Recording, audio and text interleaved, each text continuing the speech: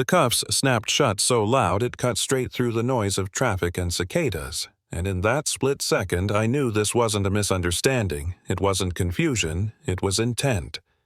I remember thinking, wow, this is really happening right here, right now, over nothing, and somehow over everything at the same time. It started at a gas station just outside a nowhere town most people drive past without noticing.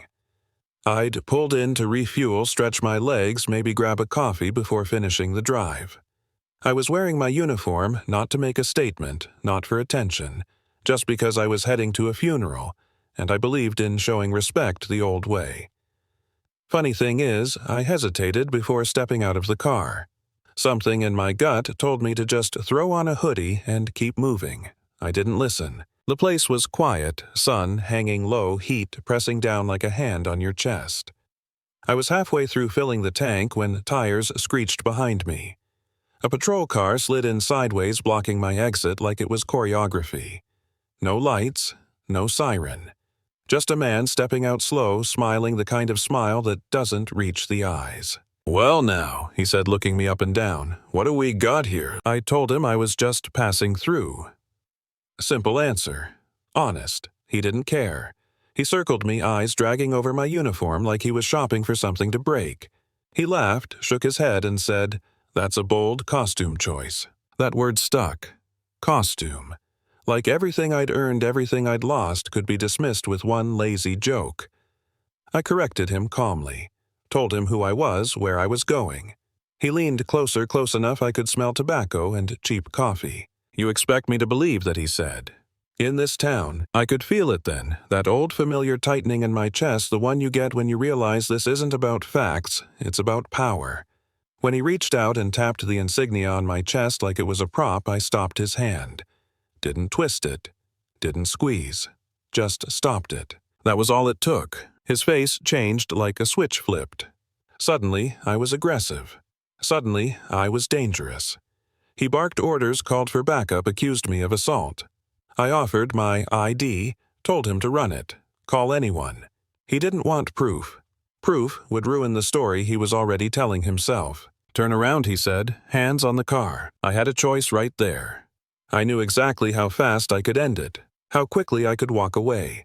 But I also knew how that would look and who would pay the price for it. So I turned around, put my hands on the hood, felt the heat burn through the metal. The cuffs went on tight, too tight. He announced my arrest like he was proud of it, loud enough for anyone watching to hear. People stared. Some whispered. No one stepped in. That part hurt more than the cuffs. The ride to the station was rough.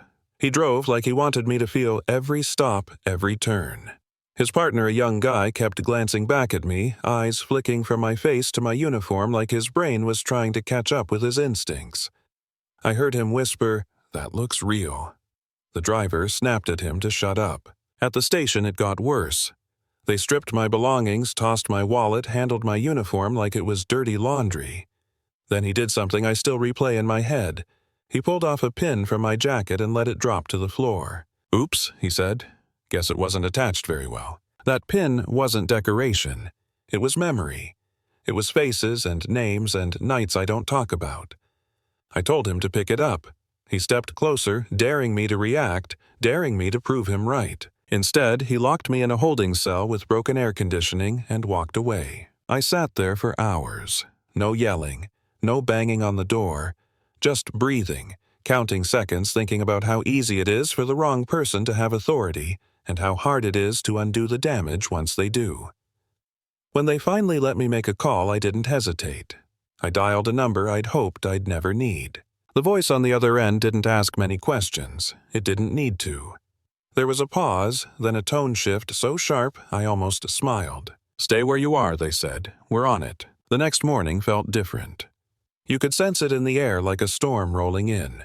Phones ringing non-stop, people whispering. When they finally ran my information, the computer screamed like it was offended they'd even tried to hold me. The color drained from their faces. Then the convoy showed up, black vehicles, federal plates. People who walked like they already knew the ending. The station went quiet in that way places do when the illusion of control collapses. Evidence was secured. Cameras seized. Statements taken. The man who cuffed me couldn't look me in the eye anymore. That should have been the end. It wasn't. Turns out my arrest wasn't just about ego. It was about fear.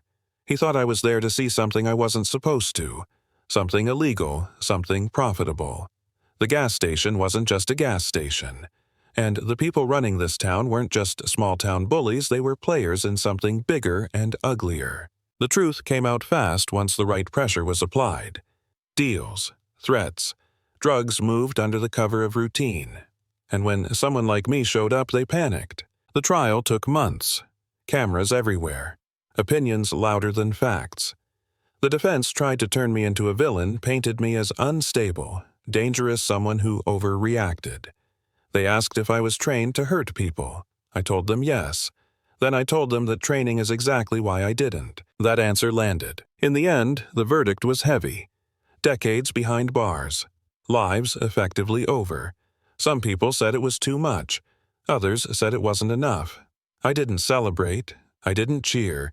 I just felt tired and strangely calm. A few days later, I stood at the graveside I'd been trying to reach all along. Quiet. No cameras. No uniforms watching. I placed that pin in the soil, scratched but intact, and finally said goodbye. So here's why I'm telling you this. Not for sympathy. Not for applause. I'm telling it because it could have gone differently, and for a lot of people it does. Authority unchecked is dangerous. Assumptions are dangerous. And silence from bystanders might be the most dangerous thing of all. What do you think, was justice served, or did it go too far? Have you ever seen power abused just because someone thought they could get away with it? Drop your thoughts in the comments. I read them. And if you've got a story like this, share it. Someone out there needs to hear it.